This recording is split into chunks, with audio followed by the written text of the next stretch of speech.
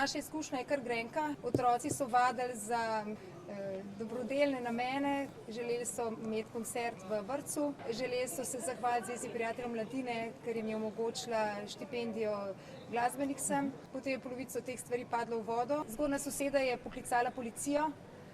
Policija je prišla z bučnim trkanjem in butanjem po vratih, nas v bistvu ustrašila. V tem času ni vadil noben od otrok. Mož je bral pravljico in otroci so res se zelo prestrašili. Potem smo odprli vrata in doživeli šok, da je policija prišla zaradi igranja inštrumentov. Na to je sledila globa. Potem se je zgodilo še to, ker sem jih opozorila, da bojo otroci vadili, ker je to del njihovega učnega procesa in da če to pomeni, da bojo prihajali na vrata vsakodnevno neprestano skozi, so rekli, ja, če nas pokličejo, ja. In res mi je poklical policist, je rekel, gospa je podala ponovno prijavo, jaz bi moral zdaj še enkrat priti, pa še enkrat vas oglobiti. To je bila v bistvu prva izkušnja, na to je sledila v bistvu ena velika, bom rekla, stiska.